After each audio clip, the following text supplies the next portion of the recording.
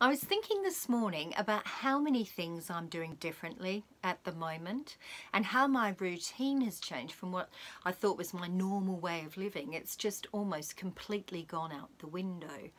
I'm guessing we're all experiencing exactly the same thing in varying degrees, and I liken this state of mind a bit like being thrown off the hamster wheel.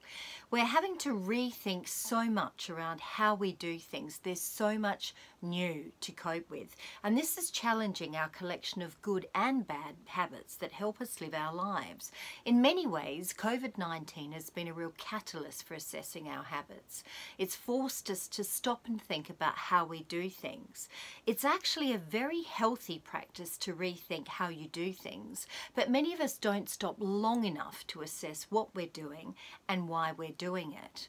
Our routines have been so disrupted with our work, our study, our children home all the time, and even our spaces and places have become so multi-purposed. Even what we eat is different. Maybe it's because you couldn't buy the brand that you normally buy, so therefore you've been introduced to other foods and other brands, and this actually may become part of your purchasing habits moving forward.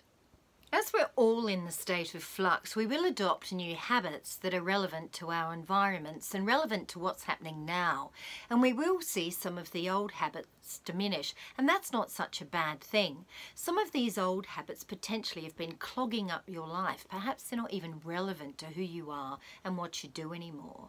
And it's only just now that you may be conscious of that because you've had some time to think about it. Habits live in an area of your brain called the basal ganglia, which also plays a key role in processing your emotions, your memories, and pattern recognition. There are actually 3 steps to forming a habit or the habit loop. Firstly, a cue or a trigger to the brain to search for a solution and let a behaviour unfold around that solution. Secondly, the routine of the behaviour itself, i.e. the repetition of the behaviour. And thirdly, the reward that could be in many forms. It could be physiological, psychological, practical, and often actually all of the above, or a combination of. The more often you perform an action or behave a certain way, the more it gets physically wired into your brain.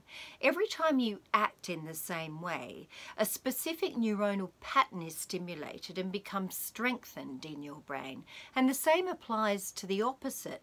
The less you do it, the less it becomes a pattern in your brain.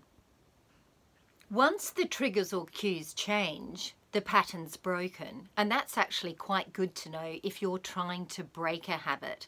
So have a think about some of your new habits. I seriously haven't seen so many people walking past our house lately, or on their bikes or walking with their children. A lot of people developing perhaps some healthy exercise habits that perhaps they never had prior to COVID-19. Look, I know we all have to dig very deeply at the moment to find some positives. It's very tough, but hopefully you'll use this time to spring clean your habits. Have a think about why you do the things you do and include your work as part of those thoughts as well. So, are you missing the early crowded commute sitting next to the mouth breather? I didn't think so. Now could be a really good time to make the change that you're looking for.